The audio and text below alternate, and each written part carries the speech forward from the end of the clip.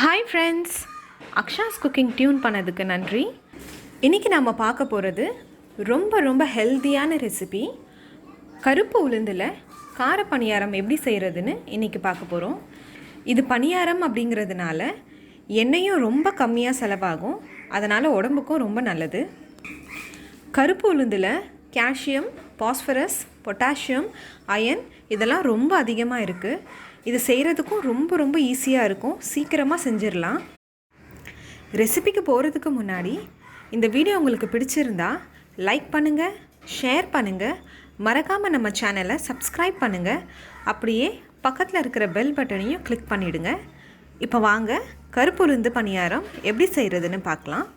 2 cup கருப்பு உளுந்து 8 மணி நேரம் ஊற வச்சு கிரைண்டரில் நல்லா சாஃப்டாக ஃப்ளஃபியாக வர அளவுக்கு அரைச்சிருக்கேன். திக்காக அரைச்சி எடுத்துக்கணும். தண்ணி நிறைய ஊற்றாமல் லைட்டாக தண்ணி தெளித்து அரைச்சி எடுத்துக்கணும். மாவோட கன்சிஸ்டன்சி நல்லா கெட்டியாக இருக்கணும். பாருங்கள், இப்படி நல்லா திக்காக இருக்கணும். அடுத்தது இந்த மாவோட என்னென்ன ஆட் பண்ணணும்னு பார்த்துடலாம்.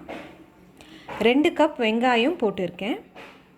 3 பச்சை மிளகாய் நறுக்கி வச்சுருக்கேன், அதையும் போட்டிருக்கேன். 1 டேபிள் ஸ்பூன் இஞ்சி மத்து வச்சு நல்லா தட்டி வச்சுருக்கேன். ஃபைனாக சாப் பண்ணுறதை விட இப்படி நல்லா நசுக்கி போட்டால் மாவோட நல்லா மிக்ஸ் ஆகிடும். வாயில் பட்டாலும் கஷ்டம் இல்லாமல் இருக்கும். 1 கப் கருவேப்பிலை ரஃப்பாக கட் பண்ணி வச்சுருக்கேன். 1 கப் கொத்தமல்லி பொடியாக நறுக்கி வச்சுருக்கேன். கொத்தமல்லி நிறைய போட்டால் டேஸ்ட் சூப்பராக இருக்கும். இப்போது உப்பு சேர்த்து இது எல்லாத்தையும் நல்லா மிக்ஸ் பண்ணி எடுத்துக்கலாம். இப்போ பணியாரம் மோல்டு ஹீட் ஆகிடுச்சு. இதில் தேவையான அளவு எண்ணெய் விட்டுக்கலாம்.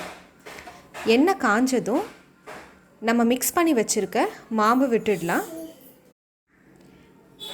இது நல்ல திக்கான மாவு அப்படிங்கிறதுனால ஸ்பூன் எதுவும் தேவைப்படாது, கையிலையே போட்டுக்கலாம். வடை மாதிரி பொரிச்சு எடுக்காமல் பணியாரமாக செய்கிறதால எண்ணெய் ரொம்ப கம்மியாக செலவாகும். வேகட்டும். சிம்லையே வச்சு செய்யணும். ஹை ஃப்ளேமில் வச்சிங்கன்னா உள்ளே வேகாமல் இருக்கும். அதனால் சிம்மில் வச்சு பொறுமையாக செய்யணும்.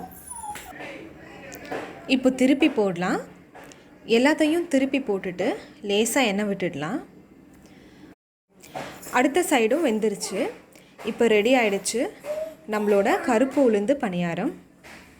செம்ம டேஸ்ட்டாக இருக்கும். ஈவினிங் டீயோட செம்ம காம்பினேஷனாக இருக்கும். இதோட நீங்கள் தேங்காய் சட்னி கூட வச்சு சர்வ் பண்ணலாம். தேங்காய் சட்னியோடு சேர்த்து சாப்பிட்டா செம்ம டேஸ்டியாக இருக்கும். நிறுத்தாமல் சாப்பிட்டுக்கிட்டே இருப்பாங்க. இந்த டேஸ்டியான ஹெல்தியான ரெசிபியை நீங்களும் ட்ரை பண்ணி பார்த்துட்டு எப்படி வந்துச்சுன்னு கமெண்ட் பண்ணுங்கள். இந்த ரெசிபி உங்களுக்கு பிடிச்சிருந்தா லைக் பண்ணுங்கள், ஷேர் பண்ணுங்கள், சப்ஸ்கிரைப் பண்ணுங்கள். பக்கத்தில் இருக்கிற பெல் பட்டனையும் கிளிக் பண்ணுங்கள். அப்போ தான் என்னோட எல்லா அப்டேட்டும் நீங்கள் மிஸ் பண்ணாமல் பார்க்கலாம்.